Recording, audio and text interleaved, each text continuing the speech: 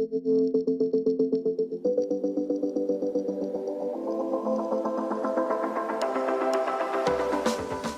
to the Tech Ed Podcast, where we visit with leaders who are shaping, innovating, and disrupting technical education.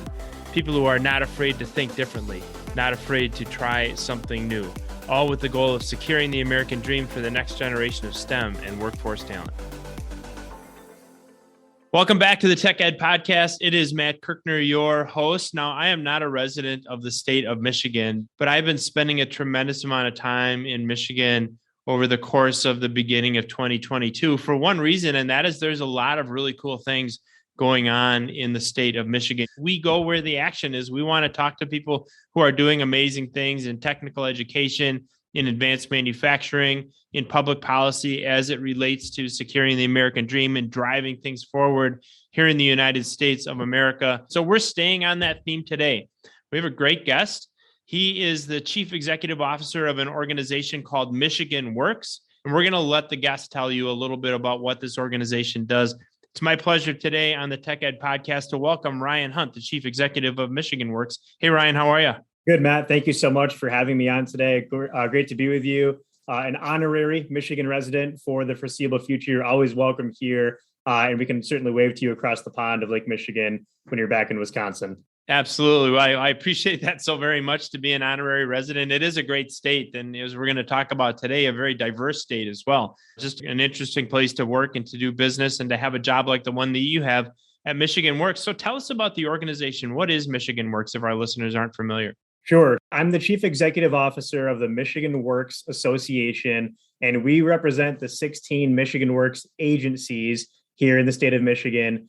Those 16 Michigan Works agencies are really the workforce delivery agencies spread throughout each corner of the state. The 16 Michigan Works agencies themselves have 99 physical locations in the state of Michigan, and the frontline staff there each and every single day are really meant to assist both job seekers and employers connect with resources, be able to overcome obstacles that they may be facing in the pursuit of high quality jobs, high quality careers, and also assisting the employers themselves in finding the talent that they need to be successful in the near term and the long term. So the Michigan Works Association supports those 16 Michigan Works agencies on three real different levels that we have here at the association. First and foremost is on the public policy front. We work very closely at the federal and the state level to ensure that we have the right workforce policies in place for both our residents of Michigan and our businesses of Michigan to be successful. We also assist the frontline staff of the Michigan Works agencies themselves in pursuing different professional development and career opportunities.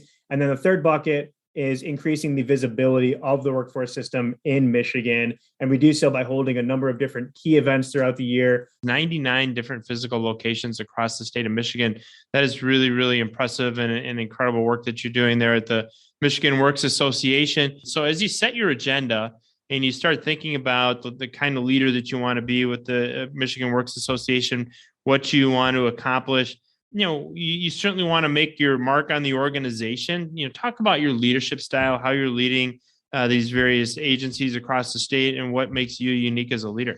First and foremost, I try and lead with positivity each and every single day, right? I think people want to be around others who set the bar in terms of maintaining a positive attitude and a positive outlook. We all enjoy working with others who come to work every single day with that strong work ethic and the willingness to do a good job and be a team player. And oftentimes people may not necessarily remember exactly what you say to them, but they will remember how you make them feel. And so if you can have those positive experiences, make those positive experiences for your team, for your members, for other stakeholders, I think that brings more people to the table to collaborate in the long run. I'll also say that my leadership style is very democratic in the way that we hopefully make decisions as an organization and as a system, getting buy-in and feedback from other entities as to what are we thinking in terms of public policy, what kind of impact could this have on not just one or two of our members, but all of our members at large at the workforce development system here in Michigan. And really at the end of the day, what are we doing to show a value and impact to our members?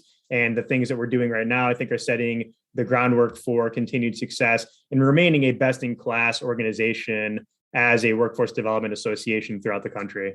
So positivity and a democratic nature in terms of how you're leading, making sure that you've got tremendous amounts of inclusivity, and just having watched you function in this role, it certainly shows in the way that you go about doing your job. And I'm sure as you go about that work, you're going to want to evolve the organization in certain ways. I'm sure you have put some thought into how you think that Michigan Works will evolve under your leadership. Tell us about that a little bit. We're actually just at the beginning stages of a 3 to 5 year strategic plan that we're working on right now. So through that strategic plan, that's going to inform a lot of the tactics and the strategies that we're hopefully going to implement likely in late 2022, early 2023. If I were to, give you some insights into what that strategic plan, how I think it will likely roll out going forward, I think we're going to continue being more of a lead on the advocacy space in public policy at both the federal and the state level. There's a lot of partisan conflict in Washington, in Lansing, in state houses, and communities all across the country. I solemnly believe that workforce development is one of those issues that has bipartisan buy-in. So we're going to try and take that and use that to our advantage as much as possible to ensure that whether it's a Democrat, Republican, independent lawmaker, they understand some of the challenges that both job seekers and businesses are facing, not just in Michigan, but across the country. And we can develop and implement effective workforce development policies that raise the bar for those businesses, but also raise the bar for individuals so they can obtain higher wages, better training opportunities to support their families and support their communities. So I think a stronger advocacy role for our organization in the long term is certainly something that we will continue to implement. And I would also like for us as an organization to beef up our associate membership package that we have. Historically, through the association, we've had anywhere from a couple dozen associate members that are part of the organization. But I would like for us to continue looking at ways that we can provide value, not just to our standard members, which are the 16 Michigan Works agencies throughout the state. Those are kind of our key members at the organization. But are we also working with community colleges, proprietary training providers, other public-private partnerships, or other community stakeholders that may not directly impact or influence workforce development to the same degree that many of our workforce development agencies do throughout the state of Michigan, but by nature of the way that they're approaching, healthcare or transportation or other factors that do, in fact, in some way, shape, or form, influence and impact the workforce development system in Michigan, bringing them into the mix to get their feedback and their perspective on what can we be doing as an organization to ensure that our businesses and our residents of Michigan are well supported in every single facet of workforce development. Yeah. So listen, first to those organizational members, grow that membership and just build a bigger tent, pull more people into it. And I think you're right. You look at workforce and we are in an age where everything seems to be politicized. And it used to be just like in the 6 months leading up to a presidential election. And now it seems like it's, 24 hours a day, 365 days a year. It doesn't matter which year it is. But as you talk, and I do too, to public policymakers, it's interesting when it comes to workforce development, when it comes to the importance of having skilled talent, when it comes to the importance of funding programs that work, there really does seem to be a fair amount of consensus in an area where everybody can work together. And, what we tell people is if you share our dream and our mission of securing the American dream for the next generation of STEM and workforce talent, I don't care who you voted for in the last election. I don't care who you're going to vote for in November. It doesn't matter. Let's work together and make some good things happen. And it sounds like you're adopting exactly that same philosophy as you look to bring as many people into the works that you're doing and into the initiatives that you have. And, Ryan, one of the things, and this probably just speaks to my background in manufacturing, where we measure everything, right? And we talk about what gets measured improves. What gets measured gets managed. If we want to improve a process, we first figure out how to measure it, figure out our current state, and then measure it as we go about improving it. So as you think about, your work, maybe a little bit less objective in terms of how you can measure some of the outcomes. I don't know, 2 years from now, you've had this job for a couple of years and you look back over those 24 months, how will you, Ryan Hundt, define whether or not you've been successful? I think the best measure of success 2 years from now, Matt, you mentioned it in one of your responses to my answers a few minutes ago, growing that tent. How big is the tent 2 years from now? Do we still have the same stakeholders at the table? Do we still have the same individuals, the same organizations, or are we building more chairs and building bigger tables? And if we're doing that, we're going to need a bigger tent. And if we have a bigger tent in 2 years and we're able to collaborate with more stakeholders, that to me will be the ultimate measure of success for the organization, which I think for any association that's going to be value driven for their members, having a bigger tent at the end of the day is the ultimate benchmark for success. I love that. The whole analogy around more tables and more chairs and building that bigger tent, making sure that we're engaging with more and more different organizations, different individuals as you continue to grow what is already a significant amount of influence that your organization has over workforce development in the state of Michigan. I'm going to maybe tell a dad joke. One of the things we want to make sure is that the headwinds that we face don't blow the tent over, right? So what are some of the most significant headwinds that you're facing in our workforce development in general in the state of Michigan? And what are you doing to overcome some of those challenges? Well, Matt, first and foremost, I can appreciate a good dad joke. Awesome. I have a little girl, she'll turn 5 next month, and she's still at the age, she will laugh at my jokes, but I'm thinking pretty soon the tables will start to turn not in my favor. But to address your question on headwinds facing the workforce system in Michigan, at the macro level, that we're facing a couple of different dynamics, really, 2 or 3 different dynamics. One is an aging population. 2 is continued population declines in Michigan. Seems like every census, every 10 years, we're losing a congressional seat, which should be of concern for Michigan residents in terms of maintaining that level of influence in Washington, D.C. And then the third piece is workforce participation. I think those are the 3 key headwinds that are facing workforce and talent in the state of Michigan. There's a couple of things that we're trying to do from a workforce development perspective to help overcome some of those barriers. We don't have as much of an influence on the aging population or the population decline, but I think that working very closely with our folks on the economic development front that have significant resources around marketing, especially with the Pure Michigan campaign here in Michigan is so well recognized across not just the Midwest, but throughout the entire nation and globally. There's certainly some things we could do in terms of attracting more people, hopefully to not only vacation here, but also land here for their next career opportunity. But from a workforce participation side, that's something that we are hyper aware of and laser focused on going forward. One of the big things that we oftentimes forget, especially over the last couple of years, the number of barriers that people are running into in order to maintain and sustain their career or their job. Those barriers have only continued to grow. If we look at childcare being a significant barrier, not just from an affordability standpoint, but an accessibility standpoint, that's an area that we are certainly aware of right now and working very closely with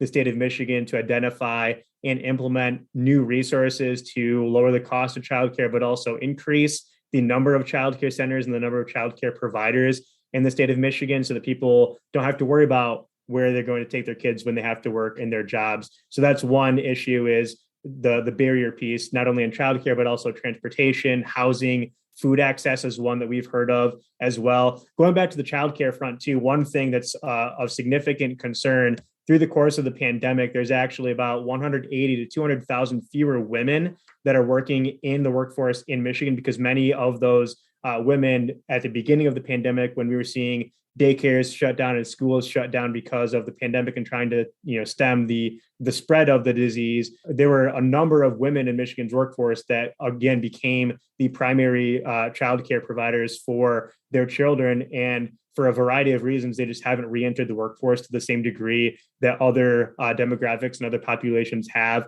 So from a removal of barriers standpoint, that's one thing that I think we can focus on in order to ensure that we are in some ways increasing the workforce participation rate here in Michigan. That's just at a macro level, some of the challenges and headwinds that we're facing. And of course, in as much as all workforce development is local, being able to respond as specifically as you can to the various regions and industry across your state is so diverse. We're going to talk about that really shortly. Being able to be as responsive as possible and not necessarily have a one-size-fits-all solution is something that I think is certainly working well for you. We touched on how diverse the state of Michigan is. And what I tell people is, at least by my perception, there's almost like 3 or 4 Michigans. You've got Southeast Michigan that had, the Detroit area and surrounding area that has its own culture, its own way of doing things. And so in many ways, its own politics. You get into the central area of your state, maybe a little bit different. The industry starts to look a little bit different. And then, in the western part of the state, the Upper Peninsula, just absolutely some of the most beautiful country in the entire United States. I would tell people it reminds me of Door County in Wisconsin 35 or 40 years ago. And that's become in some ways really commercialized and still very, very kind of quaint in that part of your state. But 3 very, very different areas, different types of people, different types of industry. So how in your role with the Michigan Works Association, Ryan, how do workforce development and related challenges differ from region to region? And how is the Michigan Works Association addressing the unique needs of every region in your state? Sure. That diversity of regions is, in my opinion, one of the best things about the state of Michigan, right? You have an area of Michigan that put the world on wheels in Metro Detroit, and they continue to advance the manufacturing and automotive space, especially with a lot of recent investments in electric and autonomous vehicles. We have Stellantis and Ford and General Motors housed in Southeast Michigan as well. And they continue to make significant investments in that space. And then traveling throughout Michigan, you're never too far away from a wonderful beach, a wonderful lake. We have a great food scene, a great craft beer scene if you're into craft beer in West Michigan in the Grand Rapids region. But also that's one of the fastest growing regions, not just in Michigan, but in the country as well. So that diversity really does make Michigan a very unique state. It also has some opportunities, I would say, from a workforce development standpoint. And going back to my answer on the previous question around headwinds facing the state of Michigan right now, one of the things that makes Michigan so responsive to the needs of employers and job seekers is because, again, even though each region is a little bit different and a little more, a little diverse from one another, because of the existing workforce delivery model we have in Michigan, where those resources are delivered each and every day by members of those agencies in those communities, we can be extremely responsive to the varying needs across the entire state of Michigan, whether you are in a rural area like Upper Peninsula, or if you are in Metro Detroit and Southeast Michigan. And so the challenges may differ from region to region, but across the board, what we're seeing, especially right now, is companies in almost every single industry. I can't think of an industry right now that is not having some type of challenge with the labor shortage, but those dynamics are consistent across the board, regardless of whether you're in an urban or a rural area. But again, because of that local delivery model of workforce services by the Michigan Works agencies themselves, they're able to be responsive to the needs of their employers and the residents in those communities very easily, more easily, I think, than many of our workforce development counterparts across the country. And so workforce development continuing to evolve in ways that match the needs of specific regions, and those regions can be incredibly different from area to area, industry to industry. I use the example in the state of Wisconsin where I live. In northern Wisconsin, we have a lot of logging, and people need to understand things like hydraulics and heavy equipment. And then you get down into southeast Wisconsin where it's really tech centric, and it's a different set of skills in many ways. And some of them are associative skills that transition across different industries, and some of them are unique to specific regions. And that was one of the reasons that we wanted to ask that question, is that your model really is designed to act toward those specific regions and the specific needs and expectations of your stakeholders across the state of Michigan. One of the other ways that I think workforce development is evolving, and you mentioned it a little bit earlier, is this whole area of third-party certifications. Hardly a tech ed podcast goes by that I don't take the opportunity to talk about my work with the Smart Automation Certification Alliance. As our listeners know, I volunteer on that board. I don't make a penny doing it, but it's something that's really, really important to me and important, I think, to the future of manufacturing. I'm also really involved with the Manufacturing Skills Standards Council, MSSC rather, and they're also very, very heavy-duty certifications. Organizations like NACD and of course FANUC, a great Michigan employer, has its NACD certifications for, as one example, robot operations and programming. In the state of Michigan, you have what's called 60 by 30. Our listeners have heard about this in the past. Susan Corbin from Leo was on with us, as I mentioned earlier, talking about 60 by 30, the whole idea of 60% of the post-secondary workforce, post-secondary age population in the state of Michigan holding a third-party credential or some post-secondary credential by the year 2030. And it's a bold goal, but one that you're well on your way of achieving. And I know you've been really involved with that. So on this topic of third-party certifications, Ryan, do you think they're here to stay? Are they for real? And then the other big question I have is, how do we get to a point where our private employers or our industrial employers value them the way that they should? Great question, Matt. Yes, I think they are here to stay. I don't think I know that they are here to stay. We've seen companies in some of the more tech-based industries really start to embrace third-party certifications, maybe in some ways on the same level, if not more, than traditional education. When I was at the Michigan Economic Development Corporation, one of my roles there was a business development manager for the greater Ann Arbor region. And that's, again, Ann Arbor is one of, home of the University of Michigan, the different tech startups right there in and around downtown Ann Arbor. Great scene, vibrant community, very thriving down there, but very heavily invested in the startup tech space. And I was talking with one of the tech startups. This was probably 4 or 5 years ago now, maybe 6 years ago. And they were talking with me about their approach to the talent pipeline and career development. And they had mentioned they had already begun moving away over, the last couple of years when I had this conversation, and focusing less on traditional education, more on those third-party certifications and credentials as a way to measure how much an individual knows and how successful they may be within their company. And I think companies, especially that are more tech oriented, are beginning, not that they don't care about a traditional, 2-year or 4-year college degree. I think that's always going to be of critical importance. And studies have shown, right,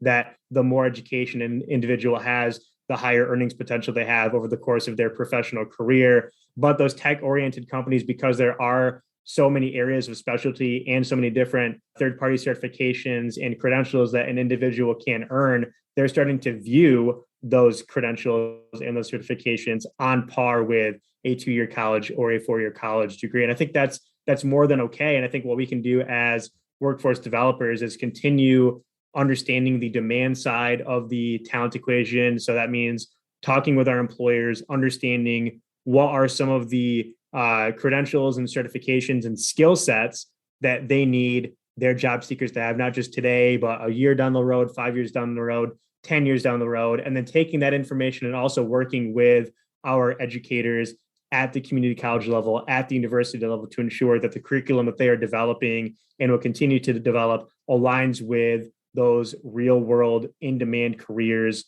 of the future. I think you hit the nail on the head, is that how do we make sure that the competencies that we're teaching at every level of education, regardless of how somebody's getting those competencies, match with the needs of industry, and certifications are a great way to do that. You and I were on a webinar not too long ago together, and I mentioned on that webinar that they've kind of become the Rosetta Stone of the world of being able to speak from, in my case, industry to education, because in some cases those are two different languages. But by going out to the people that are actually employing the talent and saying, what are you looking for when you're hiring people into these positions or promoting your incumbent workforce, and then driving those competencies back into third-party certifications, is just a great way to do it. The other thing that we want our educators to know is that in our view, at least in my view, it's an and, not an or. And so in other words, it's not, do I have a third-party certification, or do I get a tech diploma, or do I get an associate degree? Do I get a 4-year bachelor's degree, what have you? To your point, it's really, how are we aligning both of those programs? And we can create certifications in such a way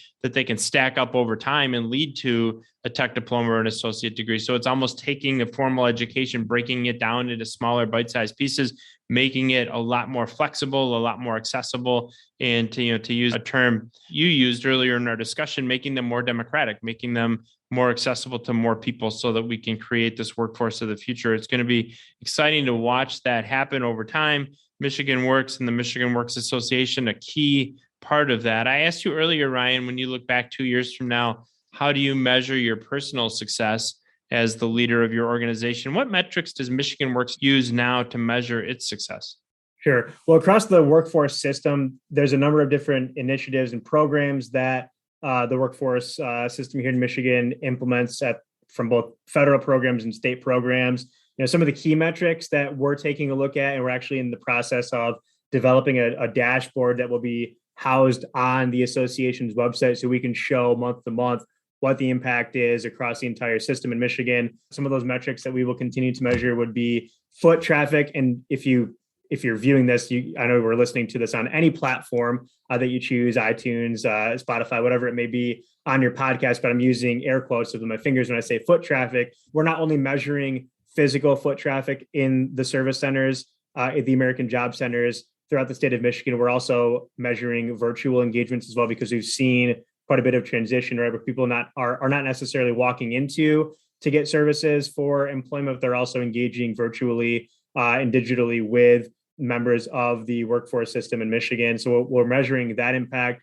We're also measuring participation rates in various programs, and also perhaps even probably the most important metric that we will continue to measure is earnings after program exit. So after an individual leaves or completes a program in the workforce system, what are their earnings potential? How is that being maximized and increased over time? And if you look at historical data back in program year 2019, participants in programs through the Michigan Works system on average earned about $1,400 more in the second quarter after exit compared to the national average. And even though Michigan was one of the states most heavily impacted by COVID-19, even with program year 20 numbers, Michigan participants are still earning hundreds of dollars more on average in wages in that second quarter after exit compared to national averages across the country. So those are some of the key metrics that we're using to ensure that we're measuring the effectiveness of our workforce system here in Michigan. And for any employee, any dislocated employee, anybody who is looking at making a change in career, anybody who's looking to develop their skills, I think that last metric you mentioned, Ryan, is a really, really important one. There's a lot of ways to measure the impact of an economic development organization, but certainly in the form of the wages of the people participating in a workforce development program, that's money right into their pocket. That's payback. In manufacturing, we talk all about ROI. In business, we talk about ROI. That's personal ROI, making an investment of your time, oftentimes with funding that offsets the cost of that training, and then immediately having an impact on your pocketbook. So just a great example of one of the many things that you're measuring at Michigan Works and the Michigan Works Association. One of the other things I know you spend a lot of time thinking about is technology itself. We've already talked about mechatronics. We've talked about electromechanical technicians. We've talked about automation and robotics, all these things that are so important to the Michigan economy. When you look at how you keep up with technology, I've got to believe that's a big challenge and a big part of what you do. Technology, the rate of change in technology certainly isn't slowing down. How do you keep up with so many different stakeholders, so many different constituencies with changes in technology to make sure that your programming remains relevant? Well, first and foremost, I listen to the Tech Ed podcast. Awesome. For those of you who are listening, be sure to subscribe, rate, and review 5 stars. But in all seriousness, outside of the Tech Ed podcast, I think really, again, we pride ourselves on being a demand-driven system.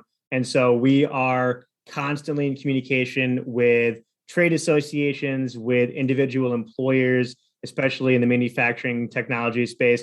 And those are organizations, those are the companies that are going to be doing the hiring. They know and understand the labor market and what some of the needs are that they are going to have in the long term to ensure success here in Michigan. And so one thing we're going to have to do and continue to do as a workforce system in Michigan is maintain those conversations, maintain those contacts with those employers. That way we can understand what are some of those technological changes that are going to impact their labor, their workforce, their employees, and we can then take that and continue collaborating with other stakeholders in those industry verticals, with the educators as well, to line up the stackable, portable credentials in the long term to ensure that the residents and the job seekers of Michigan have the available skills, both technically and soft skills, that they will need to be successful in the long run. I love the way you articulate that so clearly, and it is so important to keep up with changes in technology. And I know it's a personal interest of yours, and we certainly appreciate the plug for the Tech Ed podcast as well. So thank you for that. I want to talk now, Ryan, a little bit about the state of Michigan in general, and maybe making some observations. You know, we work around workforce development organizations, around educators, literally all over the country, both in our work with the Tech Ed podcast. And so working with workforce development organizations, educators, people working on public policy across the entire country and in the state of Michigan, one of my observations about your state is, you've got some people, and I would put yourself in this group, that are fast moving, they're visionary, they know where they want to take their organizations, they want to get things done. I've been in a number of meetings where people kind of, I'll be honest with you, they chuckle a little bit about the culture in Michigan, where they say, it just takes us a long time to do things, and, maybe this will turn into something and maybe it won't. And it can be a little bit frustrating sometimes working around folks with that kind of view. And probably the best way to encapsulate it is to say that, you've got some movers and shakers that are really making things happen. And you've got some people in your state that spend a lot of money talking about problems and maybe don't always get the results that the rest of us would like to see. So there's plenty of future focused technology and advanced manufacturing related initiatives across your state. We've talked about on this podcast here and in other episodes, MyRev, Michigan Reconnect, 60 by 30, we already touched on as some good examples. How can and should organizations like Michigan Works and your association accelerate implementation and results? Sure. Great question, Matt. And you touched on it a little bit in your lead up to the question about, I think the perception of Michigan industry, right? We have some legacy companies that have been around, and especially in the manufacturing and automotive space for well over 100 years in Michigan. And then you travel to different parts of the state. You might go out to the West Coast, to California, and you see all these tech startups. And I do think, and I've heard it directly from them in the past in my work previously at the MEDC on a couple of business investment missions to the West Coast. Their perception of the startup community is, let's work on this and come up with a solution yesterday. And their biggest concern is working with, I think, some of the more traditional, well-ingrained, entrenched industry here in places like the state of Michigan. But what I have seen over the last 5 years, 10 years here in Michigan is embracing more, I don't want to call it risk-taking, but kind of bold visionary leadership, even amongst some of the institutionalized industries here in Michigan and some of the industry leaders, is to be more daring, be more bold. And I think if we're going to accelerate implementation and see those results in the near term and the long term, quite frankly, I think we always have to keep our eye on how is this going to impact long-term the business environment in Michigan, how's this going to impact the residents in Michigan with that long-term mindset in mind. But I think it takes that visionary leadership and that acceptance of being able to take some risks, be bold, be daring, understand that sometimes if you take on a new initiative or a new venture, it may not be as wildly successful as you could have imagined. But at the same time, you might also take some initiative and not have too many expectations of it. But at the end of the day, it might be the thing that is the game changer for your company, for your community, for your region here in Michigan. And I do think that we have the right visionary leadership in place, especially in the private sector in Michigan. I think the private sector in Michigan is continuing to, in the face of significant challenges, be bold and work with a number of stakeholders to ensure that as we're accelerating implementation in the technology space, we're doing that here first and foremost in Michigan. We're going to continue to be the visionary leaders we always have been here in the state. Yeah, those words, be daring and be bold. And I think the culture around, whether it's workforce development, public policy in general, I think people are a lot more forgiving in these days of maybe being daring and bold and not quite measuring up and failing. And they're almost more interested in seeing that than somebody that just plays it safe and doesn't drive an organization ahead. So looking forward, it sounds like there's been an evolution in the last 5 years, probably more evolution in the next 5 years, but I'm with you. I'm all about being daring and being bold and going into a situation, not being quite sure how you're going to come out of it, but knowing that you'll figure it out along the way, and would certainly encourage you and other organizational leaders in the state of Michigan, across the United States, as it relates to public policy, workforce development. Try new things. Don't be afraid to try something. Don't be afraid to fail. That's how we're going to move this country ahead. That's how we're going to secure the American dream for the next generation of STEM and workforce talent. And on the topic of that next generation, you're out of high school. You're closer to being out of high school than I am. I've been out of high school for a long time. Probably have the ability to relate to a high school sophomore in ways that I would. And one of the questions we ask every single guest here on the Tech Ed podcast, Ryan, is if you could offer one piece of advice to a high school sophomore, what would that piece of advice be? It'd be kind of two parts, I think. Embrace change and stay up with the latest technologies, right? I think what we've seen for industry leaders who are successful in this day and age, for individuals who are successful in this day and age in their personal and professional lives, staying up with the latest technologies and also understanding and recognizing where that next big wave is going to come. If you can tap into that and understand that dynamic, then I think you're setting yourself up for continued success. Embracing change, embracing those latest technologies. I know that's one of the things that Michigan Works is really, really involved and committed toward. For our listeners that have been on today and have an interest in learning more, Ryan, where should we point them to understand more about your organization? Sure. It's very simple. You can go onto our website at michiganworks.org, and there you can learn all about our association as well as the 16 Michigan Works agencies across the state. Perfect. MichiganWorks.org for more information about the organization. Ryan Hundt, Chief Executive Officer of the Michigan Works Association. It's been an awesome conversation. You're doing great things over there across the lake. Please keep it up. Looking forward to continuing our discussions with you. Thanks for being on. Thank you, Matt.